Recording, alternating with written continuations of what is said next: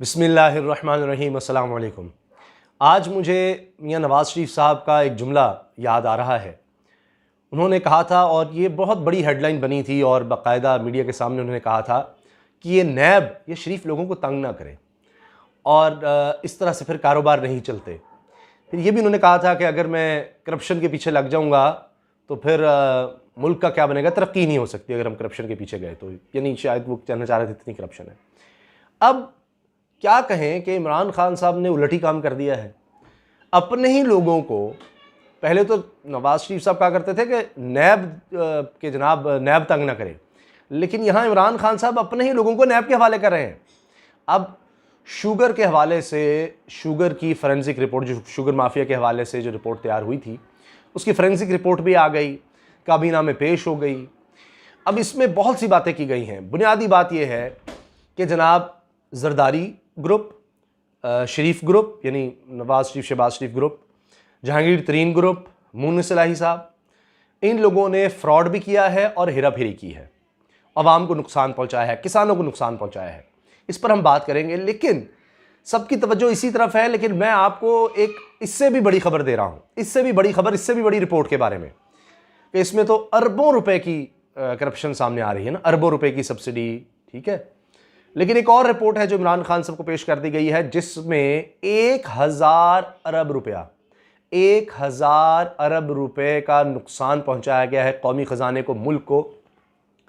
और उसका आप अंदाज़ा लगाएं कि वो कितनी बड़ी रिपोर्ट है। वो रिपोर्ट है कर्जा कमीशन की रिपोर्ट, वो भी इमरान खान साहब को पेश कर दी गई है।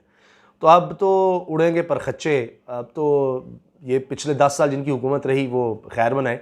अच्छा, इस रिपोर्ट में जो कुछ है वो बहुत ही दुख भी होता है उसको देखकर, पढ़कर, सुनकर। और जो यूँ समझें कि जो कुछ पेश किया गया काबीना में, वो मैंने सारा पढ़ा है अल्हम्दुलिल्लाह। अब इसमें अजीबोगरीब बातें हैं। मिसाल के तौर पर कि इस तरह से फ्रॉड करते थे कि जब कीमत मुकर्रर की हुई थी कि जी 190 रुपये देना है हमने किसान को, देते 140 रुपये थे। कच्ची पर्चियाँ बनाते थे ताकि उसको ऑडिट में कोई पकड़ ना सके। यहाँ तक हुआ है कि यानी अफ़गानिस्तान में दिखाया गया जी हमने एक्सपोर्ट की है, वो चीनी बेच देते थे पेशावर में, अफ़गानिस्तान में ऐसी एक्सपोर्ट दिखा देते थे, उससे सब्सिडी ले देते थे। बेच यहाँ दी, यहाँ भी मुनाफा कमा लिया, और बाहर एक्सपोर्ट का दिखा के उस पर सब्सिडी भी ले ली। और रिपोर्ट ये कह रही है कि ये भी देखना चाहिए था, इसमें इदारों की भी गलती है। इसमें स्टेट बैंक को भी कहा गया है, इसमें मुसाबकती कमीशन को कहा गया है कि भाई आप क्या करते रहे कि दुबई से ट्रांजैक्शंस क्यों हो रही हैं। अगर आप अफगानिस्तान में एक्सपोर्ट कर रहे हैं तो अफगानिस्तान से पैसे आने चाहिए। फिर इनके अकाउंट्स में किस तरह, फॉरेन करेंसी अकाउंट्स में पैसे किस तरह आ रहे थे, वो कभी नहीं पूछा गया। ये किस तरह से बाहर भेज रहे थे, बाहर से आ रहे थे, मनी लॉन्ड्रिंग की जा रही थी। ट्रक ड्राइवरों के नाम पर खाते थे, उनके हेल्पर्स के नाम पर खाते थे कि जी उनको चीनी बेची जा रही है। वो गरीब आदमी कहाँ से, ऐसी सी वारदात की गई है। और एक और होशरुबा बात कि 13 रुपए का कम से कम हर किलो में फर्क नजर आ रहा है। 13 रुपए फी किलो फर्क नजर आ रहा है हर सतह पर। एक ये प्रोडक्शन इस तरह दिखाते थे, कम दिखाते थे और प्रोडक्शन ज्यादा होती थी। यानी सिर्फ जहांगीर तरीन साहब ने 6, 8, 9 मिल्स इस तरह लगा ली। और यानी जब प्रोडक्शन ज्यादा हो रही है, आप माल ज्यादा बेच रहे हैं तो ज्यादा कमा रहे हैं आप। जो उसके अलावा कमाते थे, यानी फोक से भी कमा रहे थे, गन्ने के फोक से, गुड़ से कमा रहे थे, बहुत और चीजें बाय प्रोडक्ट से आप कमा रहे थे, वो ये जाहिर ही नहीं करते थे। और लागत दिखाते थे जी हमारी बहुत ज्यादा हो रही है, लागत बहुत ज्यादा हो रही है, जबकि इतनी नहीं थी। और अब समझें कि 13 रुपए फी किलो अगर इन्होंने ज्यादा मुनाफा कमाया, गैर कानूनी तौर पर मुनाफा कमाया, तो कितने अरब हर रुपया कमाया होगा। फिर इसमें यह बात भी सामने आ रही है कि दबाव डाला गया मुख्तलिफ हुकूमतों पर। अब शायद इसी वजह से नहीं पेश हुए वज़ीर आला सिंध इस FIA के सामने कि जनाब 9.5 अरब रुपया उन्होंने ओमनी ग्रुप यानी स्लैश जरदारी ग्रुप को उन्होंने सब्सिडी दी। यानी अंदाज़ा लगाएं कि इनको मुख्तलिफ अदवार में तकरीबन 25 अरब रुपए तक बताया गया है कि इनको सब्सिडी दी गई। अब आप सोचें कि इनको कितना फ़ायदा उससे हुआ। किसान को नुकसान अलग, उसको तंग करते थे। अच्छा, इन्होंने कीमतें अभी और भी बढ़ानी थी, लेकिन ये जब ये रिपोर्ट वगैरह वाला मामला शुरू हो गया तो फिर ज़रा ये लोग थोड़े से कंट्रोल हो गए। अब सब्सिडी जो है ये जी 5 साल में 29 अरब रुपए, मैं आपको बता रहा हूँ, गुज़िश्ता 5 साल में 29 अरब रुपए की सब्सिडी दी गई है। और अब आप सोचें 12 अरब रुपया इनको रिफंड भी किया गया। अच्छा, फिर ये कार्टलाइजेशन करते थे, सारे मिल जाते थे। इनके ये जो बड़े 6 ग्रुप हैं जिनके नाम मैंने आपको किए, जरदारी ग्रुप, शरीफ ग्रुप, जहांगीर तरीन सबसे बड़ा ग्रुप है, मुन्निस इलाही साहब और दीगर के नाम आए। ये करते ये थे कि आपस में मिल के काम करते थे। सट्टेबाजी भी होती थी। सट्टेबाजी इस तरह के मुख्तलिफ कारखाने थे, वहाँ पर ज़ख़ीरा अंदोज़ी की जाती थी और फिर देखा जाता था रेट किस तरह बढ़ाना है। पहले ही रेट भाई इतना कर दें, इतना कर दें, खुद से ही आपस में मिल के रेट जब ऊपर चला जाता था फिर चीनी निकालते थे। ये सब कुछ होता रहा और मतलब दोनों हाथों से मुल्क को लूटा गया है। फ्रॉड भी किया गया, इदारों से भी फ्रॉड किया गया। 2 किस्म की बुक्स होती थी, यानी आप दिखा रहे हैं, एक प्रॉफिट इदारों को दिखा रहे होते थे, जी हमें तो इतना प्रॉफिट हुआ है या इतना माल बेचा है, इतने का बेचा है। लेकिन एक होता था असल खाता। 2 तरह के खाते बनाए जाते थे। एक खाता मालिक के लिए बनाया जाता था कि असल में कितने हम पैसे बना रहे हैं, क्या कर रहे हैं, और फिर ये सारा इस तरह से पैसा छुपा के टैक्स इवेजन भी की गई, फ्रॉड भी किया गया, ज़ायद कीमत भी वसूल की गई और इस तरह से कौमी ख़जाने से आप सब्सिडियाँ लेते रहे, आम आदमी से आप ज़्यादा कीमत लेते रहे, किसान को आप नुकसान पहुंचाते रहे, उसको उसका हिस्सा नहीं देते रहे, शो कुछ और करते रहे, कच्ची पर्चियां बनाते रहे। ये सारा कुछ किया गया है। अब ये तो हो गई तहकीकाती रिपोर्ट। जहांगीर तरीन साहब कह रहे हैं मुझे बड़ा दुख हुआ है, ये बड़े ही इन्होंने गलत इल्ज़ामात लगाए हैं और बड़ी ही दुख की बात है, मैं अपने आप को बेगुनाह साबित करूंगा, एक एक चीज़ का जवाब दूंगा। अब इसमें कुछ ही अर्सा पहले तक शहबाज शरीफ कहते थे जी रिपोर्ट इसलिए डिले की जा रही क्योंकि रिपोर्ट तकरीबन 2 दफ़ा हम कह सकते हैं, एक दफ़ा कुछ हफ्ते 3-4 हफ्ते मांगे गए थे, फिर 2-3 दिन मजीद मांग के ये ईद से पहले ही रिपोर्ट सामने आई और अब उसको पब्लिक कर दिया गया है। और अब FIA को और नैब को कह दिया गया है कि इस पर कार्रवाई करें। FIA और नैब, इसके अलावा इमरान खान साहब कह रहे हैं कि बताएं नैब में, FIA में, FBR में, SCCP में, स्टेट बैंक में, इन इदारों में जो इन चीज़ों को पकड़ नहीं सके उनमें किस तरह की रिफॉर्म्स होनी चाहिए। फिर यह है इसीलिए कहते हैं कि बड़ा कारोबारी शख्स सियासत में ना आए, फिर वो सियासत की वजह से पैसे बनाता है, दबाव डालता है, जो उसमें कहा गया पंजाब हुकूमत, सिंध हुकूमत, उनसे आपने ये सारा पैसा बनाया। अब एक तरफ तो ये बात चल पड़ी है कि जी किस तरह इदारों में रिफॉर्म्स लाई जाएं ताकि आइंदा ये सब कुछ ना हो सके। उसके लिए कहा गया है, रिपोर्ट में ये बात की गई है, जिस तरह मैंने आपसे अर्ज़ किया, हुकूमत तो ये कह रही है कि अब इदारों के सुपुर्द किया जाएगा और फौजदारी मुकदमात बनाए जाएंगे, उनमें गिरफ्तारियां भी हो सकती हैं। फौजदारी मुकदमात का मतलब है गिरफ्तारियां, जेलें, या इनको प्ली बार्गेन करनी पड़ेंगी, पैसे देने पड़ेंगे, ये सब कुछ। और आइंदा ऐसा ना हो। जो कंपटीशन कमीशन है, कंपटीशन कमीशन का मकसद ये होता था कि बड़े बड़े जो बिजनेसमैन हैं या बड़ी बड़ी कंपनीज़ हैं, जिस तरह हमारे यहाँ टेली कम्युनिकेशन की कंपनीज़ हैं, ये जो फ़ोन कंपनीज़ हैं, ये आपस में मिलकर मिली भगत से रेट तय कर लेंगे, यार हम फ़ी कॉल इतने रुपए लेंगे, इतने रुपए लेंगे, तो इनमें कंपटीशन रहना चाहिए। तो इन पर नज़र रखते थे कि जानबूझकर खुद आपस की मिली भगत से तो नहीं रेट बना रहे, लेकिन उसमें वो नाकाम हो गया, उसने आंखें बंद की हुई थी जनाब, क्योंकि इनका पॉलिटिकल इन्फ्लुएंस इतना ज़्यादा था। और ये जो बड़े ग्रुप हैं 6, इनकी 51% इनका स्टेक था शुगर में, तो आप यहाँ से अंदाज़ा लगा लें।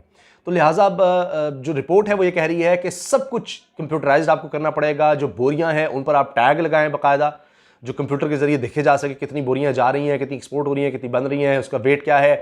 फिर जिन लोगों को बेची जा रही है, जो दिखाया जा रहा है, उनके बाकायदा NTN नंबर्स हों, जिनके हों FBR में जो रजिस्टर्ड हों, सिर्फ उनको चीनी इस तरह से फ़रोख्त की जाए, जो बड़े बड़े कारखाने टाइप या ये जो ज़ख़ीरा अंदोज़ी करते हैं उनसे रोकने के लिए। तो ये सब यानी डिजिटलाइजेशन की तरफ आया जाए, प्रॉपर इस पर काम किया जाए। अब मैं अर्ज़ करना चाह रहा हूँ कि जो इससे भी बड़ी रिपोर्ट है जो इमरान खान साहब को पेश कर दी गई है, वो है कर्जा कमीशन की रिपोर्ट। अब ये कर्जा कमीशन की रिपोर्ट आ गई है, इमरान खान साहब को पेश कर दी गई है कि पिछले 10 साल में 24,000 अरब रुपया किस तरह से कर्ज लिया गया। 6,600 अरब कर्ज था पिछले 10 साल से पहले, यानी पीपल्स पार्टी और उसके बाद फिर नून लीग की हुकूमत आई, तो इन 10 सालों में 24,000 अरब रुपया जो कर्ज ले लिया गया, यानी कुल कर्जे पाकिस्तान के 30,000 अरब तक चले गए। तो ये किस तरह चले गए, उसमें भी बड़े बड़े इंकशाफात हुए हैं कि कम अज़ कम 1,000 अरब रुपए का नुकसान पहुंचाया गया है। 1,000 मंसूबों को तकरीबन इसमें देखा गया है और उसमें यह भी हुआ है कि 100 लोग तकरीबन ऐसे सामने आए हैं कि जिनके ज़ाती अकाउंट्स में पैसे जाते रहे। फिर world bank, Asia development bank से जो लोन लिया जाता था या जो प्रोजेक्ट्स लिए जाते थे, उनमें से सिर्फ 25 से 30% कामयाब हो सके, उन पर काम हो सका। 25 से 30%, 70% तो नाकाम हुए और वो बर्बाद हो गए पैसे। अब वो कर्ज लिया गया लेकिन वो इस्तेमाल नहीं हुआ, सारा कुछ बर्बाद।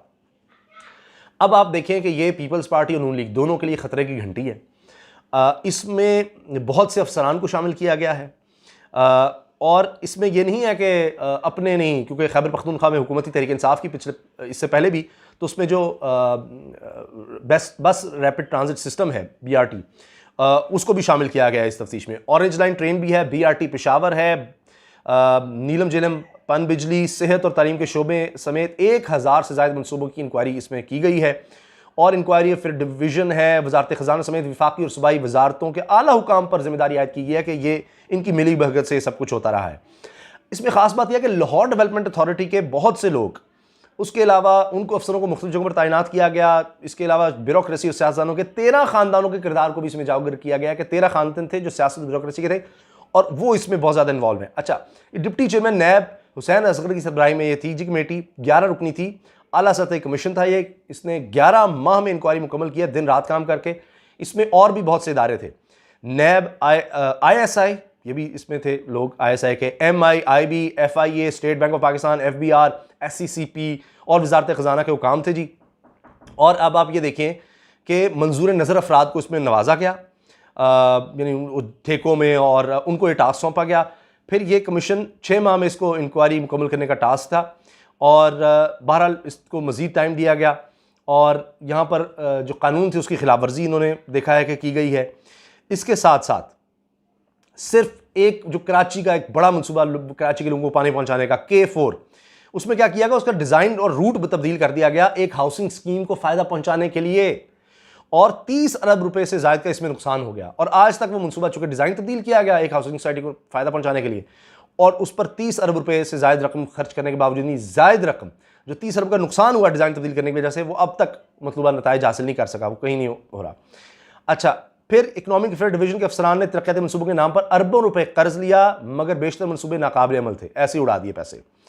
मंजूर नज़र लोगों को यहाँ पर लगाया जाता था, अफसरान ऐसे कि ताकि जनाब यहाँ पर मंसूबों में नाजायज़ इख्तियारात का इस्तेमाल हो सके। किक बैक्स की निशानदेही भी इस रिपोर्ट में की गई है जो इमरान खान को पेश कर दी गई है। मैं फिर आपको बता रहा हूँ, 100 से ज़ायद इनफरादी शख्सियात की निशानदेही की गई, जहाँ सरकारी और निजी मंसूबों के ज़रिए ज़ाती अकाउंट्स में अरबों रुपए की मुश्तबा ट्रांजेक्शन्स की गई हैं। अच्छा, फिर इसके अलावा 400 से ज़ायद गैर मुल्की और मुल्की कर्ज का मुकम्मल रिकॉर्ड भी हासिल किया गया है। और एक और ख़ास बात कि तमाम वजारतों डिवीजन से मतलूबा रिकॉर्ड के हसूल के लिए 60 से ज़ायद अफसरान ने इंक्वायरी कमीशन में मामलत की है, और जिनमें गैर मुल्की और मुल्की इदारों से हासिल किए कर्ज की तफसीलात हैं, दीगर चीज़ें हैं। और फिर यह है कि फ्रेंसिक तज्जिया कराया गया इदारों और इनफरादी शख्सियात का रिकॉर्ड जो कि 200 इदारों से हासिल किया गया है, वो भी इस रिपोर्ट में शामिल किया गया है। अच्छा, इसमें यह भी जिक्र है कि किस किस ने ताउन नहीं किया, और रिकवरी यूनिट के ज़रिए एसेट रिकवरी यूनिट के ज़रिए गैर ममालिक से पंजाब और वफाक की जानिब से लिए गए कर्ज की तफसीलात भी तलब कर ली गई हैं। और ये सीक्रेट फंड के नाम पर भी रकम बटोरी गई है कि जी जिसका कोई ऑडिट नहीं हो सकता, आप पूछ नहीं सकते। फिर पार्लियामेंट की जानिब से पब्लिक सेक्टर फंड के नाम पर भी रकम बटोरी गई है, यानी पैसा इस तरह बनाया गया है कि उफ उफ उफ। तो जनाब, ये मैंने मुख्तसर आपसे अर्ज़ कर दिया, बड़ी तफसीली रिपोर्ट है, बड़ी लंबी चौड़ी है, और यानी किस तरह से नंदीपुर पावर प्लांट का जिक्र है कि जी उसकी लागत 84 अरब रुपए से बढ़कर 500 अरब रुपए किस तरह हो गई। फिर यह भी है कि इसमें निशानदेही की गई है मंसूबे में कोताहियाँ किसने की, फिर जिम्मेदारों का तयन भी इसमें किया गया कि ये लोग इसमें मुलव्वस थे। अच्छा जी, पेट्रोलियम कुदरती वसाइल के 25, मवासलात के 85 मनसूबे हैं। इस तरह से 113 मनसूबों की इसमें मुख्तलिफ कार्बिना डिवीजन के 113 के मनसूबे हैं, कुल 1000 मनसूबे हैं जिनकी ये जाँच पड़ताल की गई है और उनका सुराग लगाया गया किस तरह इनमें हेरा फेरी की गई थी। तो ये शुगर स्कैंडल जो आया है ये उससे भी बड़ी रिपोर्ट है मेरी नज़र में। अब देखते हैं कि ये रिपोर्ट इमरान खान को पेश कर दी गई है, वहाँ तो कहते हैं जी अपने थे, उसके बावजूद उन्होंने नहीं छोड़ा, तो ये तो पिछले 10 साल का है। खैर, इसमें भी अपने आ रहे हैं, पेशावर का भी बस रैपिड ट्रांजिट मनसूबा है, तो अब वो आ गई है, तो इसमें भी मेरा ख्याल है किसी को नहीं छोड़ेंगे, क्योंकि इसमें तो उससे भी ज़्यादा 1000 अरब रुपये की इसमें बेज़ाब्तगियाँ और करप्शन और कौमी ख़जाने को नुकसान है। इजाज़त दीजिए, अल्लाह हाफ़िज़। पाकिस्तान जिंदाबाद।